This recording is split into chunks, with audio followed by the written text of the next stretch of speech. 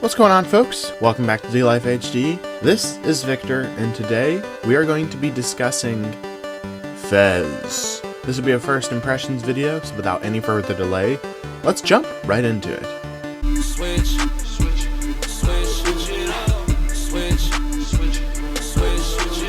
I was a worker, had to upgrade to a boss.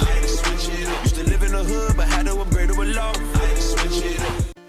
Fez is a game that I've heard a lot about as it's been out on Steam for quite a while now. It's sort of an indie darling in that category of, you know, the Celestes and the Hollow Knights on the Switch, but for the PC. I know that this is a game that's beloved by a lot of different people. In fact, it's been recommended to me by a lot of different people. So when I heard it was coming to the Nintendo Switch, I decided it was time to give Fez a shot.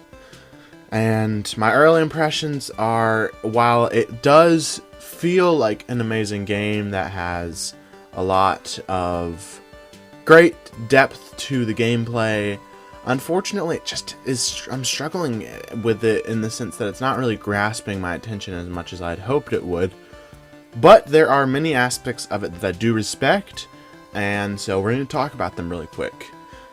One thing that's always really incredible about these indie games is their art style, and Fez does not cease to impress when it comes to its art style, because not only do you have gorgeous pixel art when you're looking at the characters and the world, but one of the most key functions of the game is the fact that you can rotate the map, which means that the art style actually plays into how the gameplay is played out, in the sense that depending on what you're looking at and depending on where you flip the map, you are actually changing certain pixel arts. And so it's kind of hard to explain over just, you know, talking about it in just words. But it plays into the graphical style really well, and I love the pixel art. The character designs are really clever, with being these little white characters, and all the greenery is fantastic. I like the architecture on all these floating islands.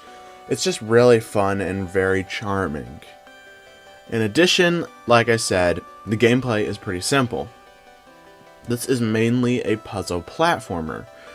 Now, so what's interesting is I really like puzzle games. Tetris is one of my favorite video games of all time, and I also really like platformers, specifically the Mario Brothers games.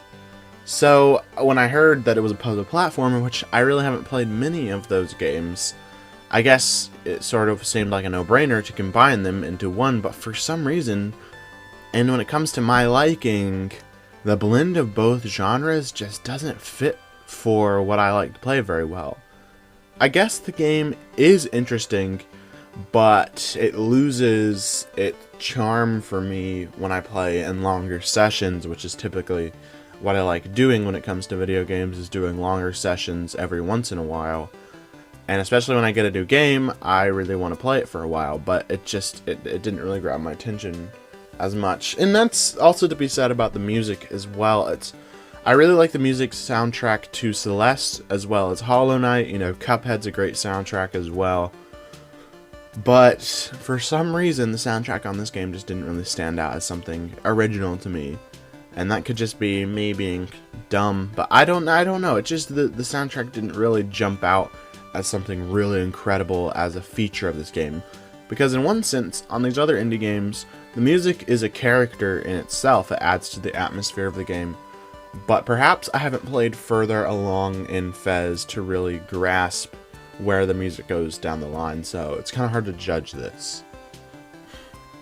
Another thing that really turned me off to the gameplay is actually how slow the character is.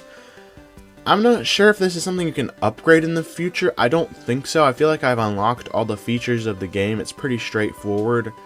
But the character is very slow, and he jumps very slow, and it kind of just felt like a weird, I guess, fever dream in a sense, because I felt like I was constantly stuck in one area, and if I fell off, I'd have to go all the way back to the top. It's an interesting take. I feel like if the game was a lot faster paced, I could just get a few levels in here and there, and that would be a great aspect of the game. But for some reason, with its clunkiness and its slowness, it makes the game just feel like it drags on and on. Now, like I said, this is just my first impressions. I feel like I haven't played long enough into the game to really grasp it. I've been busy reviewing Miitopia and very busy with life stuff in general, but I might review this game in the future. I want to, but I haven't played further along enough to do so.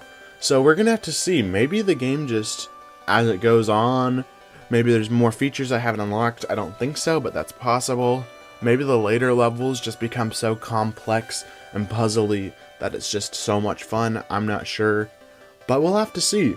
So early on, it is a fun game overall, and I do like it, but I just don't like it as much compared to the other indie darlings on the Nintendo Switch.